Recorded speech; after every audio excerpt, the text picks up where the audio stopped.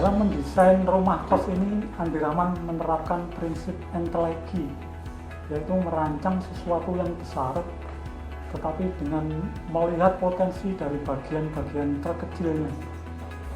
Sama seperti sel dalam tubuh manusia yang merupakan bagian terkecil, tapi dalam sel itu sudah menyimpan watak, karakter, dan sifat dari manusia, bahkan sampai ke perwujudan fisiknya. Demikian juga dengan roster ini yang merupakan sel dari keseluruhan bangunan ini.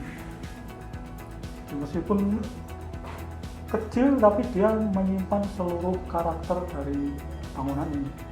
Dari roster ini kita bisa belajar konsep-konsep perancangan yang dipakai di dalam perancangan rumah kos ini. Yang pertama, low budget, low maintenance.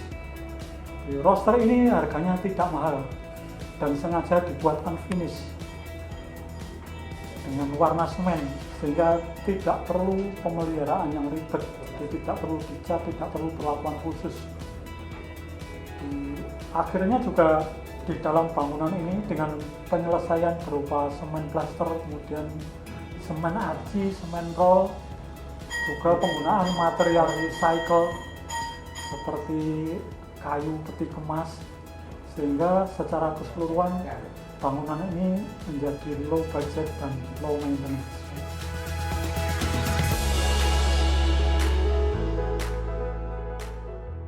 Pertama, saya ingin membangun sebuah kos-kosan yang layak dan nyaman bagi mahasiswa.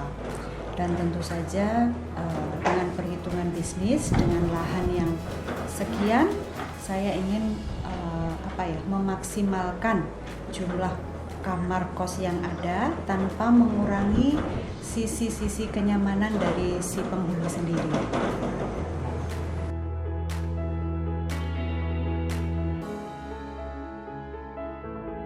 Dari roster ini kalau ditidurkan, jadi pasti ada ruang terbuka dan yang tertutup. Jadi dari kombinasi terbuka dan tertutup itu, dari yang terbuka bisa memasukkan cahaya dan juga penghawaan alami. Kalau di dalam bangunan ini terlihat pada ruang yang saya tempati ini, jadi terbuka sampai ke atas, kemudian juga lorong di belakang kamar itu yang memanjang selebar 80 cm yang juga memasukkan cahaya ke dalam ruangan. Kemudian yang ketiga berkaitan dengan yang kedua juga, di bagian yang tertutup dijadikan sebagai private space, sedangkan yang terbuka ini sebagai communal space.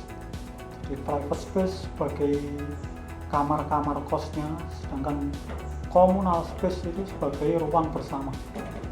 Communal space ini sebagai roh dari tempat kos ini. Jadi tidak seperti tempat kos yang biasanya memaksimalkan kamar, tapi di sini justru diberi ruang bersama, sehingga para penghuni kos itu bisa bersosialisasi, juga berinteraksi, berkomunikasi dengan penghuni yang lain di ruang-ruang komunal tersebut. Mungkin karena saya mahasiswa juga, jadi kayak saya sangat tertarik Pak Andinya itu menggunakan hal-hal yang reuse lagi, kayak kayu-kayu jati Belanda ini yang bekas peti kemas. Habis itu kayak saya suka kayak ada ruang komunal space ya gitu, sama ada rooftop di atasnya. Jadi kayak menurut saya kayak cukup memanusiakan anak kosan gitu di kosannya.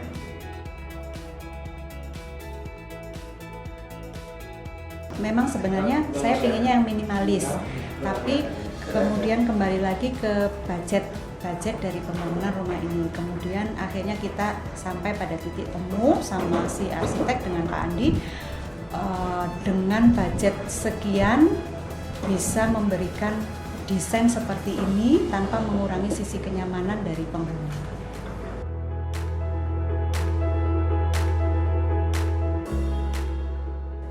Antara bagian yang masif dengan bagian yang berlubang.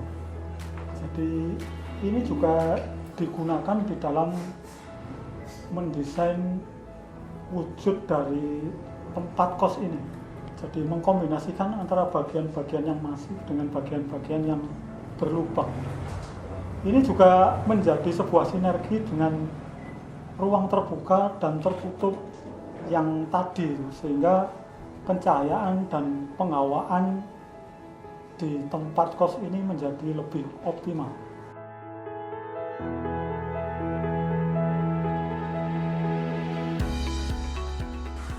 Ada tulisan-tulisan kayak study hard, friendship, dan ada quotes di tiap transisi lantai itu kayak apa ya, itu menggambarkan anak muda sih, maksudnya kayak ya untuk mahasiswa, untuk motivasi. Di dalam roster ini ada celah yang bisa dimanfaatkan, dan itu yang kemudian dipakai juga di dalam mendesain dengan memanfaatkan celah, jadi baik secara konotatif maupun denotatif. Jadi antara lain seperti membuat kamar mandi di bawah bordes, kemudian di bawah tangga juga bisa dijadikan ruang janitor.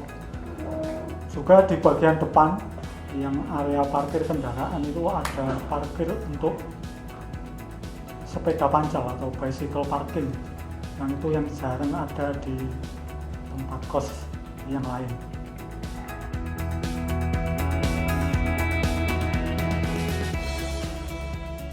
Bagi saya sih sangat memuaskan ya, penempatan ruang, kemudian memaksimalkan jumlah kamar, itu bagi saya cukup puas. Jadi dari roster yang sederhana ini ternyata di dalamnya menyimpan potensi-potensi yang besar. Jadi meskipun bangunan ini low budget, low maintenance, tetapi dari situ bisa didapatkan values, didapatkan benefit yang besar. Jadi seperti adanya ruang komunal, kemudian juga pemanfaatan bahan-bahan yang unfinished. Maka tidak salah kalau dari roster ini dan juga dari seluruh bangunan ini kita bisa memunculkan satu kata, yaitu less but more. Sebuah ruang yang terasa nyaman dan terlihat menarik sebenarnya bisa berasal dari material yang murah dan sederhana. Tidak harus mewah, tidak harus halus ataupun mengkilap. Dan itu yang berhasil kita wujudkan di proyek ini.